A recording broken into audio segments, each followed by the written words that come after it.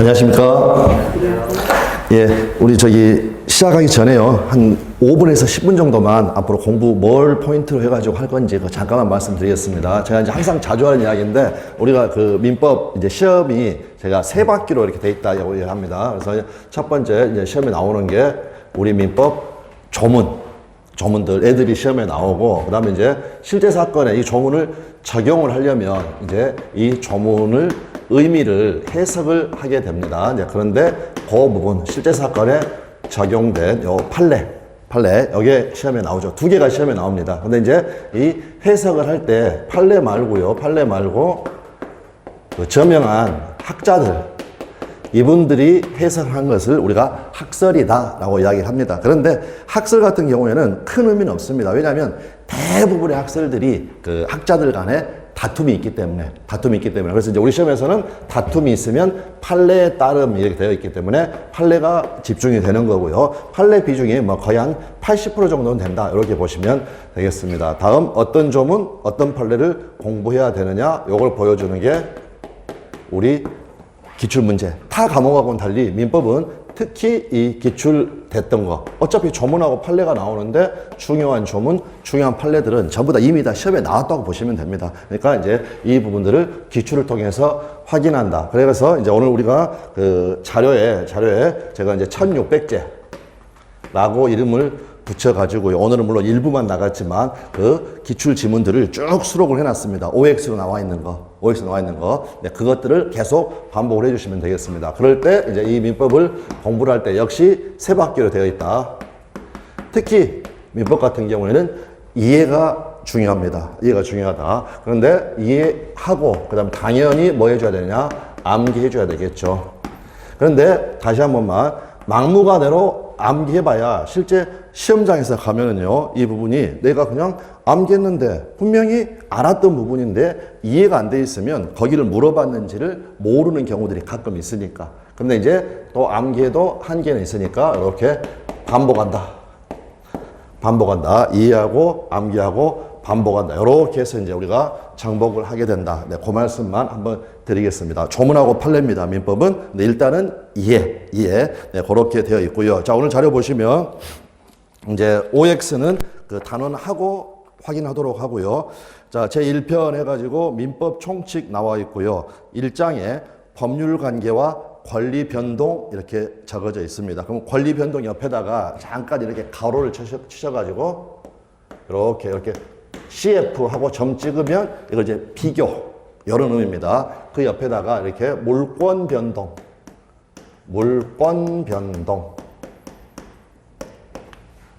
네, 그걸 하나 적어두시고요. 그 말은 무슨 말이냐면, 지금 밑에 쭉 내용들을 보면 이제 그 권리 중에서 물권법 파트에 가면 물권 변동이라는 부분이 매년 시험에 나옵니다. 그래서 지금 여기에는 물권법의 용어들이 많이 나와 있습니다. 그러면 아직 우리가 민법 총칙이니까 물권법까지는 안 갔으니까 그 용어들이 조금 낯설 수 있지만 전체를 가고 나서 다시 오게 되면 아주 간단한 부분이다. 자, 그 다음에 제목을 보면 법률관계와 권리변동이라고 되어 있는데 1절에서 그냥 법률관계 이야기는 없고 그냥 바로 권리변동, 여기부터 나옵니다. 그 말은 법률관계, 이 부분이 뭐 시험에 나올 일은 없습니다. 그냥 간단하게. 그럼 법률관계라는 것은 사람의 생활관계 중에서 법에 의하여 교율되는 관계, 이거를 법률관계로 합니다. 그 다음에 법의 특성은 바로 강제력에 있죠. 우리 계약했는데 약속 안 지킨다. 그러면 소송해가지고 법원에서 강제 이행을 하라고 하기도 하고요. 돈 빌렸는데 안 갚는다. 강제 경매해가지고 찾아가 버리기도 한다라는 것입니다. 그래서 이제 법에 의해서 교율된다. 그러면 이 교율된다는 말이요, 법에 의해서 보호되는 사람이 있을 것이고, 법에 의해서 후속되는 사람이 있을 것이고, 법에 의해서 보호되는 사람이 권리자. 권리 반대편에 여러분 뭐 있습니까? 의무. 그래서 법에 의해서 후속되는 사람은 의무자. 그럼 여기서 핵심 키워드는 권리와 의무. 그래서 결국 법률 관계라는 것은 권리, 의무 관계. 이렇게 이야기할 수가 있고요. 그런데 이제 우리 민법이 권리 위주로 되어 있습니다. 권리 위주로 되어 있다. 자, 근데 이거는 시험하고 전혀 상관이 없는데요. 권리 위주로 되어 있다. 그 말이 무슨 말이냐면 우리 이제 앞으로 여러 가지를 공부를 하게 되면 민법 조문들 같은데 뭐뭐 할 수 있다. 그 말은 뭐뭐 할 권리가 있다는 거죠. 할 수 있다. 그 다음에 뭐뭐 하여야 한다. 하여야 한다. 그런데 훨씬 더 할 수 있다. 어떤 권리가 있다. 요 하기 때문에 권리 중심이다. 그럼 권리 의무 관계는 결국 권리 관계라고 이야기할 수가 있는데 이 권리라는 것이 딱 고정되어 있는 것이 아니라 없다가 생겨나기도 하고 사람하고 똑같습니다. 출생하고 성장하고 사망하는 것처럼 이 권리가 변동이 된다. 고정되어 있는 것이 아니라 변동이 된다. 그러면 권리 변동, 방금 봤던 것처럼 권리가 발생하기도 하고 변경되기도 하고 소멸하기도 한다. 예를 들어서 여기 뭐 땅 위에다가 토지 위에다가 요렇게 건물을 하나를 지었다. 건물 신축. 그러면 신축한 사람이 이 건물의 소유권을 갖게 되겠죠. 그러니까 소유권이 발생한 겁니다.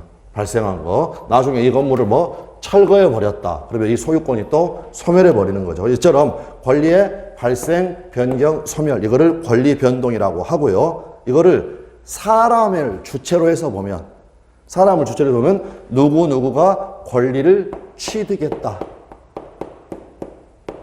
누구누구의 권리가 변경되었다. 누구누구가 권리를 상실하였다. 그래서 발생, 변경, 소멸, 취득, 변경, 상실 다 같은 말이고요. 나중에 우리 물권법, 민법 186조를 보게 되면 이렇게 득실, 변경, 취득, 변경, 상실, 득실, 변경 이렇게 이야기를 한다라는 겁니다. 그래서 이제 책을 보시면 권리 변동의 모습 해가지고요. 방금 봤던 것처럼 발생, 양가로 제목만 먼저 봐보시면 양가로 1번에 권리의 발생, 양가로 2번에 권리의 변경, 양가로 3번에 권리의 소멸, 발생, 변경, 소멸 이렇게 나와 있다는 겁니다. 요게 물권법으로 가게 되면 권리 자리가 물권이 들어와가지고 물권의 발생, 물권의 변경, 물권의 소멸 이렇게 되는 부분이고요. 자, 이 부분에서 이제 시험에 많이 나오는 것은 발생입니다. 발생해 보시면 거기 제가 그 네모로 두 문자를 지금 따놨죠. 그래서 그 순서가 지금 어떻게 적어져 있냐면 원, 승, 이, 설, 특, 포 이렇게 되어 있습니다. 그러니까 이 두 문자가 중요한 건 아니고 딱 한번 볼 때 어떤 것들이 있는가 해서 원승, 이, 설, 특포 한번 확인해 주고 원이 거기가 뭐라고 되어 있습니까 여러분? 원시 취득. 그 다음에 승이 승계 취득. 승계 취득은 이전적 승계하고 설정적 승계. 일단 두 문자만 한번 확인해 보는 겁니다. 다음 이전적 승계는 특정 승계, 포괄 승계 이렇게 있습니다. 그럼 이제 각각을 한번 봐보면 원시 취득이라는 것은 말 그대로 없었던 권리가 새로 생겨나가는 겁니다. 자, 그래서 시험에 출제됐던 것들은 여기에서 일단 시험에 출제된 것은 건물 신축. 다음 오른쪽 끝에 보시면 시효 취득. 그 다음에 무주물 선정 이렇게 되어 있습니다. 이렇게. 근데 여기는 일단은 물권법을 공부를 안 했으면 이 개념 자체가 아직 안 올 수도 있지만 그냥 일단은 물권법 하고 오면 자연스러운 부분입니다. 그러니까 이 부분들을 그냥 외운다라고 해두시고요. 그 무주물 선점 거기에 보면 제가 두꺼운 글씨로 해가지고 선, 습, 발, 부, 혼, 가 이렇게 되어 있습니다. 그래서 그냥 할 때마다 선습발, 부혼가 해가지고 선하면 무주물 선점, 습하면 요실물 습득, 발하면 매작물 발견, 부혼가, 부와 호나 가공 이런 식으로. 그런데 앞에 건 지금 두 문자가 안 돼 있습니다. 두 문자가 안 돼 있다. 그래서 굳이 이거를 그냥 두 문자까지 써서 외워버리려면 요즘 그 잘 나가는 탤런트 중에서 신혜선 씨 있었죠. 이름 바꿔버립니다. 신효선 씨. 그러면 신이 뭐가 되겠습니까? 건물 신축. 그 다음에 효 들어가는 거 시효 취득. 선 들어가 있는 거 선의취득 이렇게 되어 있습니다. 그런데 다시 거기 보시면 건물 신축 바로 옆에 보시면은요, 우리가 이제 물권법을 공부를 하게 되면 245조부터 해가지고 법률 규정에 의해서 소유권을 취득하는 것들이 쭉 내용들이 나옵니다. 그 내용들이 효선이가 선습발 부원가했다. 이 내용들이 나오는데 거기에 나와 있는 것들이 전부 다 원시취득입니다. 원시취득. 그러면 원시취득이라는 개념을 알게 되면 그 밑에 적어져 있는 승계취득. 승계취득의 포인트는 다른 사람의 권리를 기초로 해서 취득하는 겁니다. 타인의 권리를 기초로 해가지고. 그래서 이제 이전적 승계, 설정적 승계. 그러면 이전적 승계. 우리가 그냥 이전 받았다. 이런 표현 쓰죠. 그러면 이전 승계에는 두 개. 특정 승계와 포괄 승계가 있습니다. 그러면 특정 승계는 특별 승계라고도 합니다. 특정 승계는 특별 승계라고도 한다. 그런데 특정 승계의 개념을 우리가 파악을 하려면은요, 오히려 포괄 승계를 먼저 보는 게 낫습니다. 그럴 때 포괄 승계는 그냥 앞으로 그냥 두 문자로 상포회 한번 해주시고, 포괄 유증이나 회사 합병 이것들 개념들을 그냥 필요 없습니다. 그냥 상속.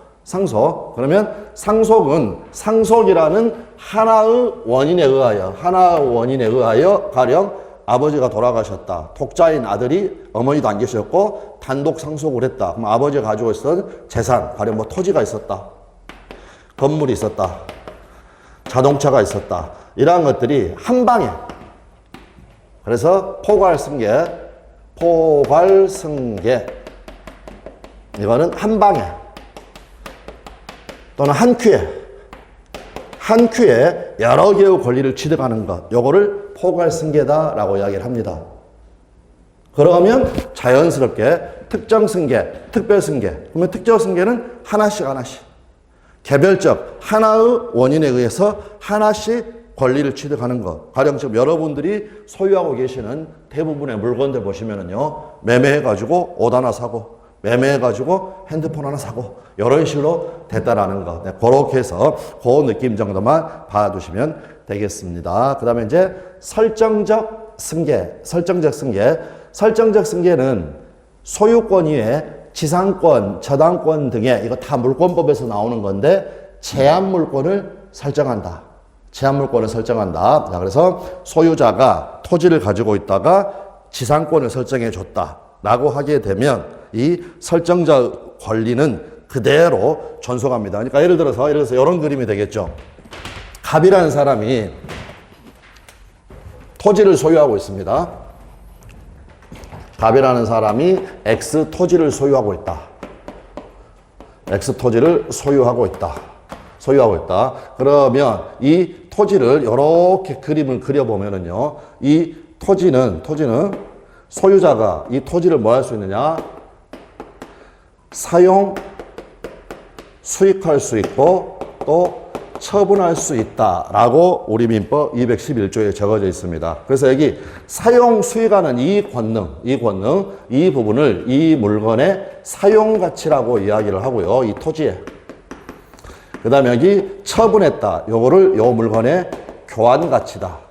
요렇게 이야기를 합니다. 그러면 갑은요, 자기 소유의 X 토지를 사용, 수익할 수도 있고 처분할 수도 있는데, 만약 갑이라는 사람이 이 토지를 을한테 빌려주는 겁니다. 그래서 을 입장에서 보면 갑의 토지를 빌려 쓰는 건데, 가령 지상권이라는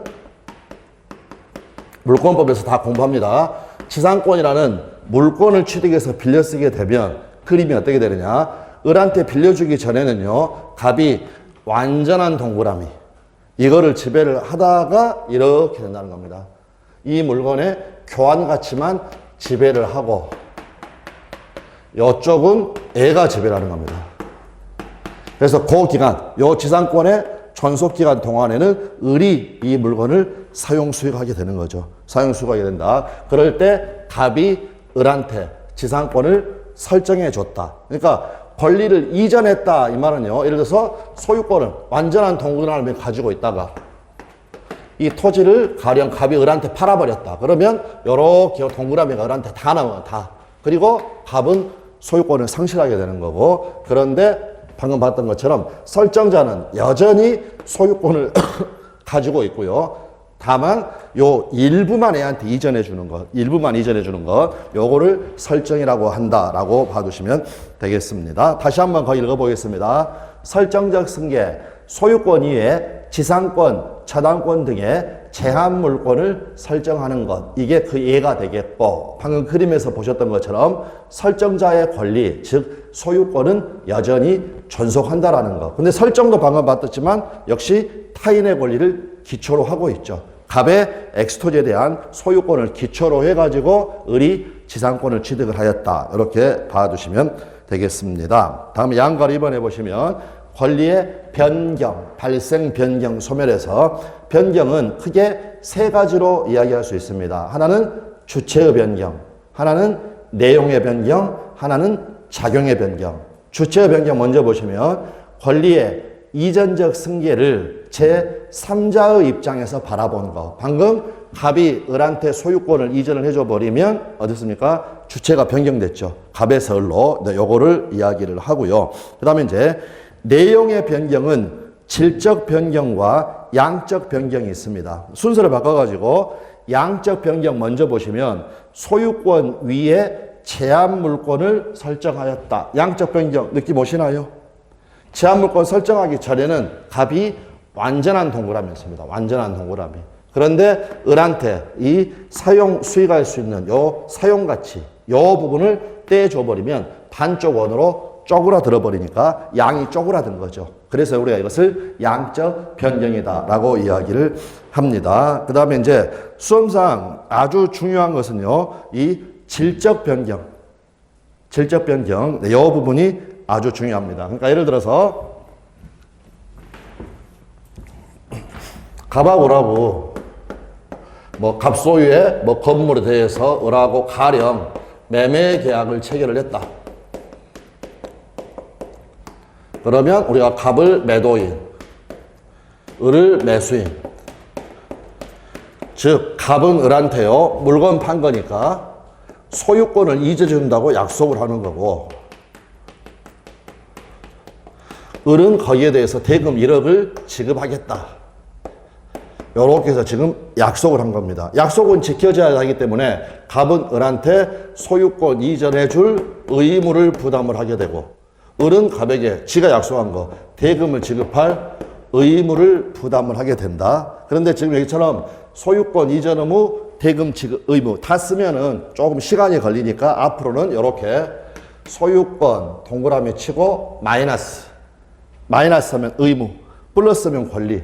을은 갑에게 대금을 지급할 채무 또는 의무. 네, 이런 식으로.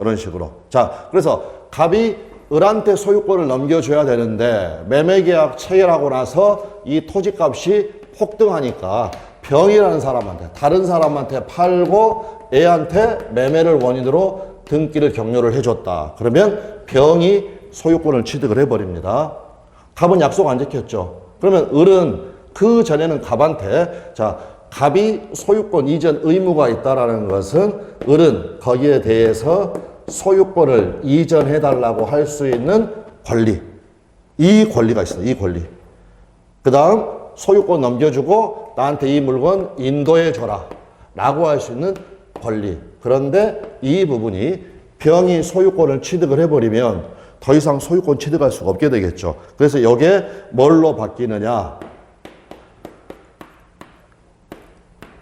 뭐라고 하면 되냐면 손해배상 채권.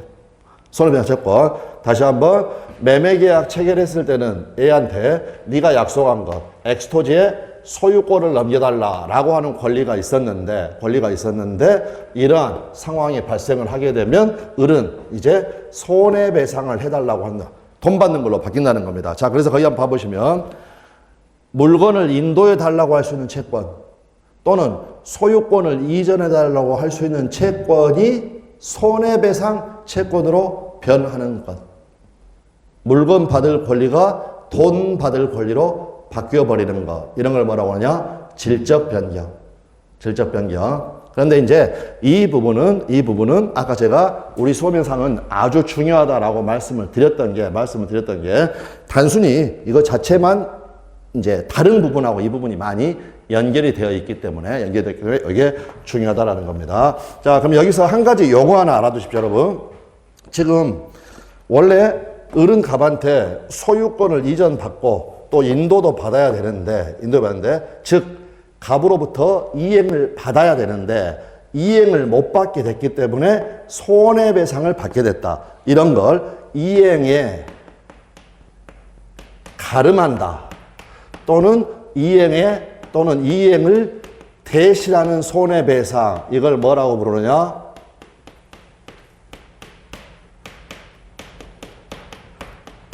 전보배상이라고 부릅니다. 이행에 대신하는 손해배상. 이거를 전보배상 이렇게 이야기를 하니까 이 용어 자체는 알아두셔야 됩니다. 우리 시험 자체에서도 이 전보배상의 용어를 사용을 했습니다. 그럴 때 우리 판례는 이 전보배상을 뭐라고 표현을 하느냐? 원채권의 변형이다 라고 이야기했습니다. 여기 이해되시겠습니까? 원채권, 이거. 소유권 이전 채권. 이게 변형. 우리는 방금 변경이라는 단어를 썼지만 똑같은 말이죠. 그래서 전보배상이라는 용어를 지금 봐두시고, 이게 질적 변경이구나 라고 봐두시면 되겠습니다. 그 다음, 작용의 변경 나와 있는데요. 거기 그 끝에 대항력 발생, 거기 옆에다가, 요렇게 하나 가로쳐가지고, POWER. 파워업, 이렇게. 힘이 세워지는 겁니다. 작용의 변경이라는 것. 그리고 이제 물권법 공부하고 그 다음에 계약법 가가지고 임대차 공부하면 당연히 다 알게 되는 건데 우리 민법에 이제 저당권의 순위 승진의 원칙이라는 게 있습니다. 그러니까 예를 들어서 우리가 하나 부동산을 가지고요. 먼저 은행에 가가지고 1순위로 대출을 받고요. 추가 자금이 필요해가지고 만약에 신용, 저축은행 여기에 가가지고 또 저당권을 설정해주고 담보로 잡히고 자기 부동산 담보 잡히고 2순위로 그럼 이제 1순위 저당권자가 을이 되고 2순위 저당권자가 병이 되는데 추가 대출 받았습니다.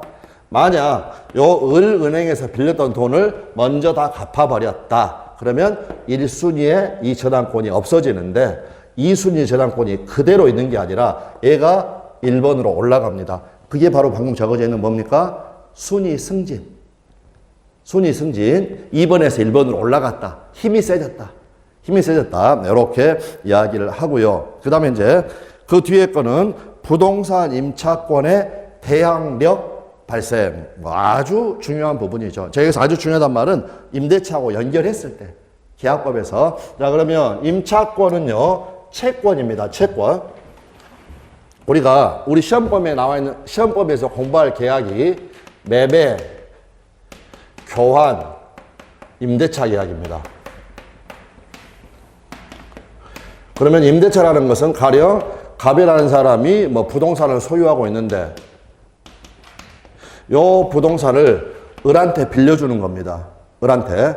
그런데 다른 사람의 물건을 빌려 쓰는 방법은 아까 지상권과 같은 물권을 취득해서 빌려 쓰는 방법도 있지만 임대차 계약을 체결을 하게 되면 이 사람은 을한테 임차권이라는 권리를 갖게 되는데 요 임차권은 여러분 채권입니다. 채권. 물권이 아니라 채권. 그래서 이런 우리가 초반에 하는 가장 기본적인 개념, 요 부분이 올해 33회에서도 출제가 됐습니다. 예를 들어서 토지를 또는 부동산을 점유할 수 있는 물권은, 그런데 임차권은 물권이 아니라 뭐가 됩니까? 채권이 된다는 거예요. 그럼 다시 자연스럽게 방금 전에 예를 들어서 갑소유의 토지를 을이 빌렸었는데 어떤 방법을 사용했느냐? 지상권이라는 물권을 취득해서 썼다. 을은 지상권이란 물권. 이 경우는 지금, 이 경우는 채권. 그럼 가장 결정적인 차이. 이 차이는 아주 중요하고 또 물권법에서도 우리가 다 공부를 할 겁니다. 이 물권자는요, 갑이 이 토지를 병이라는 사람한테 팔았다. 그러니까 을한테 지상권을 설정해 주고 나서 그 토지를, 지상권이 설정된 토지를 병한테 팔았다. 그러면은 자신의 권리를 이 사람한테 그대로 주장할 수 있습니다. 달리 말하면 물권자는 주인이 바뀌어도 쫓겨나지 않는다는 겁니다. 쫓겨나지 않는다. 그런데 자, 채권이라는 것은요, 갑한테, 을한테 이 부동산을 빌려주겠다고 약속한 사람은 갑이고요. 그 약속한 사람, 즉 채무자에 대해서만 이 권리를 주장할 수 있는 게 원칙입니다. 따라서 갑이 을한테 부동산을 임차한 상황에서 만약 병이라는 사람한테 매매해가지고 소유권을 넘겨줬다. 그래서 병이 소유권을 취득했다. 을한테 지금 약속한 사람은 갑이지 병이 약속한 사람이 아닙니다. 그래서 원칙적으로 주인이 바뀌면 이 채권자는 땅 빼야 됩니다. 건물 빼야 된다. 그거를 표적으로 뭐라고 이야기하느냐. 매매는 임대차를 깨뜨린다. 아주 예전부터 있었다는 임대차를 깨뜨린다라고 이야기하는 겁니다. 자, 그런데 만약 이 을이라는 사람이 이 부동산 임대차를 등기를 하게 되면 파워업. 그래서 뭐가 생기느냐?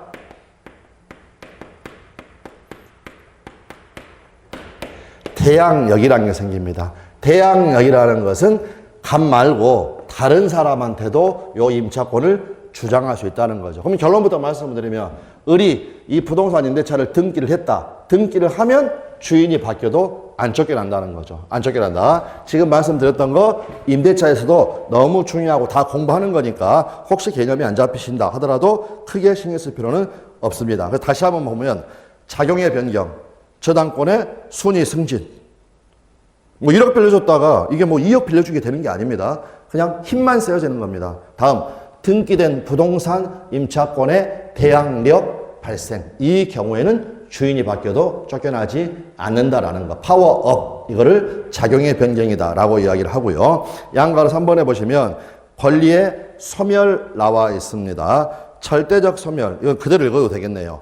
권리 자체가 객관적으로 소멸하는 것. 그랬고 그 예로서 대표적인 것은 목적물의 멸실입니다. 목적물의 멸실. 그런데 제가 여기다가 지금 굵은 글씨로 목, 공, 혼, 소, 포기. 목, 공, 혼, 소, 포기. 포기까지 굵은 글씨 해야 되는데 목, 공, 혼, 소, 포가 아니라 목, 공, 혼, 소, 포기. 여기다가 미리 지금 두 문자를 해둔 거는 애들이 우리가 물권법에서 공부하는 물권의 소멸 사유입니다. 물권의 소멸 사유. 물권의 소멸 사유. 그래서 한번 익숙해지시라고 여기다 먼저 목공, 혼소, 포기 이렇게 적어뒀고 구체적인 내용들은 물권법에서 공부하시면 되겠습니다. 그럼 결국 그림으로 하는 게 제일 간단하겠죠. 여기 갑이 X 건물을 소유하고 있었는데 이 건물이 가령 벼락 맞아가지고 낙뢰로 또는 지진으로 이런 모든 것 천재지변으로 이 건물이 멸실이 되었다. 그러면 건물 자체가 없어졌으니까 소유권, 이 X 건물에 대한 소유권 자체가 없어져 버리는 거, 이거를 절대적 소멸이라고 합니다. 항상 대비되는 개념은요, 예를 들어서 갑이 X 건물을 소유하고 있다. 을하고 매매하고 소유권을 대금받고 소유권을 넘겨줘가지고 을 앞으로 등기가 이루어졌다. 그러면 건물 자체는 그대로 있고 이 건물에 대한 소유권이 없어지는 게 아니라 소유자가 바뀐 것 뿐이죠. 그러니까 이거는 상대적 소멸. 위에 것은 절대적 소멸, 아래는 상대적 소멸. 이렇게 이야기한다라는 겁니다. 자, 그래서 밑에 보시면 상대적 소멸. 권리 자체는 소멸하지 않고 건물 자체는 멀쩡합니다. 주체만 변경되는 것. 예. 갑이 소유하는 가옥을 을에게 매각하여 갑이 그 소유권을 상실했다. 그러면은 갑은 소유권을 상실했지만 건물 자체는 멀쩡하니까 이거를 상대적 소멸이다라고 이야기를 합니다. 다음에 이제 제2절 해가지고요. 지금 우리가 권리 변동의 종류를 봤습니다. 그러면 권리 변동이 왜 생기는가 원인이 있을 겁니다. 그럴 때 위에 글 보시면 제가 자주 쓰는 말이 1층, 2층, 3층입니다. 1층, 2층, 3층. 그래서 1층, 2층, 3층. 여기가 지금 권리 변동입니다. 권리 변동. 여기가 권리 변동의 원인. 그래서 그걸 우리가 뭐라고 하느냐. 다시요. 법률 요건. 그러니까 일정한 조건, 일정한 원인이 갖춰지면 법률 효과로서 권리 변동이 일어나는 거죠. 그래서 1층, 2층, 3층. 그럴 때 여기 법률 요건을 제가 1층, 2층, 3층 요 표현을 쓰는 이유는 뭐냐면 2층에는 2니까 몇 명 살겠습니까? 2명 살죠. 그래서 그 밑에 굵은 글씨로 법률 행위하고 법률 규정이 산다라는 거. 그러면 법률 행위의 대표적인 게 계약입니다, 여러분. 법률 행위의 대표적인 게 계약이다. 그럼 지금까지 계속했죠. 자, 보십시오. 갑하고 을하고 매매 계약을 체결했다. 그럼 이게 원인이 되는 겁니다. 원인. 원인이 돼가지고 각각 아까 갑은 을한테 대금을 지급해 달라고 할 수 있는 권리, 을은 갑에 대해서 소유권을 이전해 달라고 하는 채권, 이런 권리, 요 권리 변동, 권리가 지금 발생을 한 거죠. 발생을 한 거. 자, 그래서 여기 매매 계약이 바로 2층에 해당합니다. 그러면 1층은 뭐냐? 요 2층을 이루고 있는 부품들을 이야기하는 겁니다. 그래서 여기 매매 계약은 계약법에서 이야기하겠지만 조금 더 자세히 살펴보면 계약이 체결되는 과정을 보면은요, 가령 갑이 을에게 야, 내 X 건물을 너 1억 원에 사겠느냐라고 의사표시를 하는 겁니다. 이걸 우리가 청약의 의사표시, 줄여서 청약. 그리고 을이 이에 대하여 승낙을 해가지고 요게 맞아 떨어지면, 즉 합치가 되면 둘 간의 매매 계약이 체결이 됩니다. 그래서 이 매매 계약 2층을 이루고 있는 부품, 앞바퀴, 뒷바퀴, 요 부품을 뭐라고 하느냐? 법률 사실. 법률 사실. 그래서 이제 수험상으로는 어떤 게 예전에 출제가 된 적이 있냐면 그냥 청약과 승낙이 법률 요건이냐 아니면 법률 사실이냐. 청약의 의사표시라 승낙의 의사표시는 1층에 사느냐 2층에 사느냐. 2층에 사는 건 계약이 2층에 살고 청약의 의사표시나 승낙의 의사표시 얘들은 1층에 산다라는 것. 이렇게 봐두시면 되겠습니다. 그래서 다시 한번 보시면 법률 사실은 2층 법률 요건을 구성하고 있는 개개의 사실을 이야기를 하고 그 대표적인 게 청약이나 승낙의 의사표시 요거를 이야기를 합니다. 다음 2층이 법률 요건인데 바로 권리 변동의 원인이 되겠고요. 바로 우측에 3층은 법률 효과입니다. 그게 바로 권리 변동, 즉 발생 변경 소멸을 이야기하고 2층에는 2명이 살기 때문에 법률 행위와 법률 행위가 아닌 것, 법률 행위와 법률 행위가 아닌 것. 그럴 때 법률 행위가 아닌 것을 총칭해 가지고 법률 규정이다라고 이야기를 합니다. 법률 행위는 당사자가 의혹한 대로 법률 효과가 발생을 하게 되는 거고요. 법률 규정은 법률 효과가 당사자의 의사와는 관계없이 법률 규정에 의하여 부여가 됩니다. 그럴 때 법률 규정, 법 조문 이야기하는 겁니다. 엄청나게 많은 법률 규정들이 있죠. 근데 그 중에서 대표적인 것들이 준법률행위, 부당이득, 불법행위 이것들 전부 다 법률 규정이고요. 법률 규정이고 아까 우리 신효선, 선습발, 부혼가 이런 것들도 전부 다 법률 규정입니다. 위에서 했던 것들도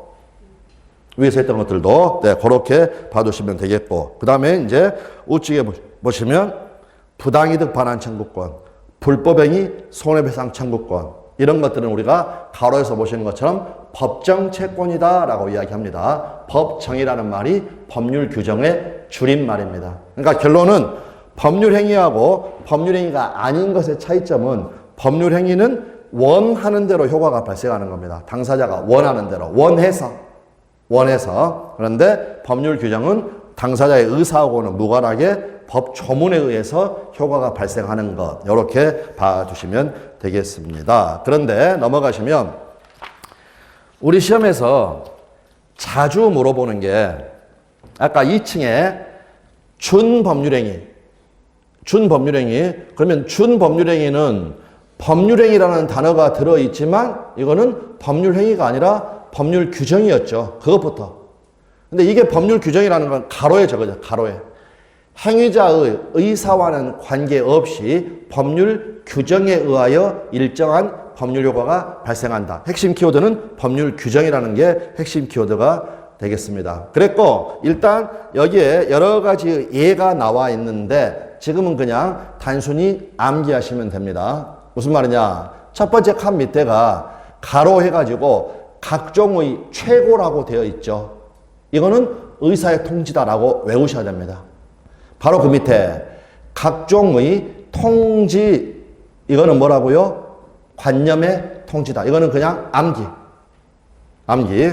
그리고 바로 그 옆에 보시면 제가 끝에 최고라는 단어만 지금 굵게 해놨습니다. 그러니까 각종의 최고란 말은 그 앞말을 붙이면 되겠죠. 가령 첫 번째, 무권대리에서 추인 여부에 대한 확답의 최고. 이걸 각종의 최고. 바로 그 밑에 제3자를 위한 계약에서 수익 여부 확답의 최고. 최고자가 들어가면 그게 전부 다 의사의 통지라는 거. 그리고 여기 나와 있는 것들은 내용들이 아주 중요한 조문들로서 우리 시험에도 다 여러 번 나왔습니다. 근데 지금 그 내용까지 다 아시려고 할 필요는 없고 자연스럽게 뒤에서 공부하니까 그 최고, 앞에는 지금은 신경 쓰지 마시고 무엇의 최고 이렇게 하면 이것은 의사의 통지로서 준법률행위다.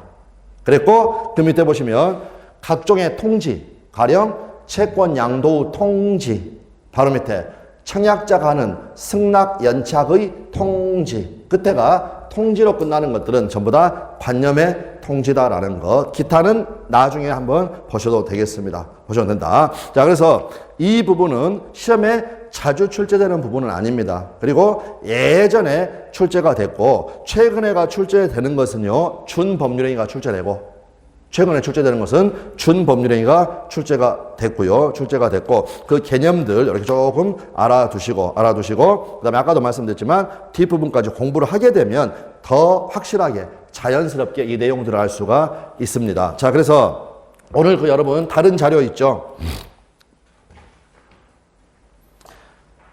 네, 요게 이제 제가 아까 그 1600제라고 말씀드렸던 거고 이걸 이제 우리 기출 질문들을 다 모아 놓은 겁니다. 이거는 계속 반복할 겁니다. 계속. 그래서 그 우리가 1, 2월, 3, 4월, 5, 6월 계속 반복을 하니까 그 단계별로 발췌해서 볼 겁니다. 발췌해서. 자, 그래서 1번에 건물 신축, 시효 취득, 무주물 선점으로 인한 소유권 취득, 신효선 씨가 나와 있네요.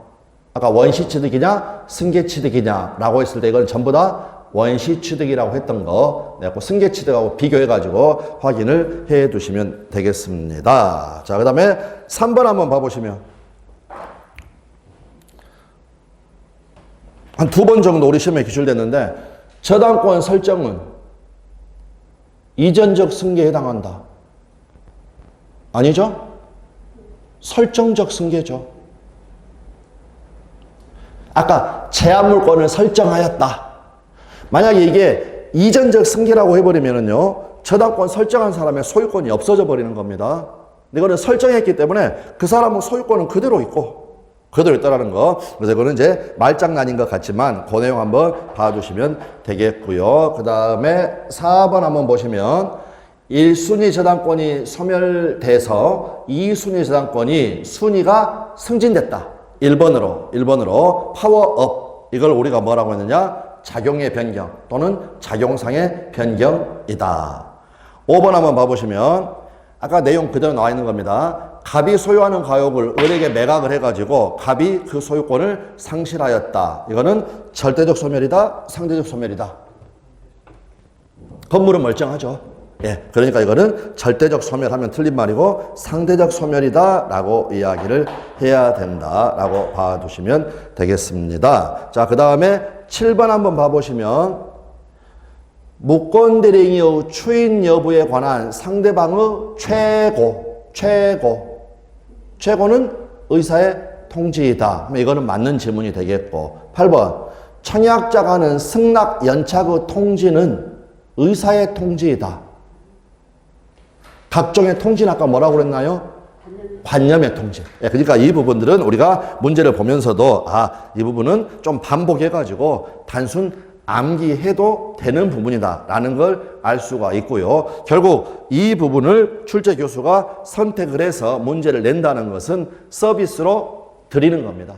서비스로 드리는 거. 그래서 혹시 아직 그 물권법을 공부를 안 해가지고 영어 때문에 조금 헷갈리는 부분이 있을 수도 있겠지만 이 부분은 그냥 자연스럽게 다 해결되는 부분이다. 그 정도 말씀을 드리겠습니다. 자, 그래서 이제 안 한 것들은 또 다음 순환에 그 복습하면서 같이 하고 잠깐 쉬셨다가 그 3페이지 법률행위의 목적 여기부터 보도록 하겠습니다.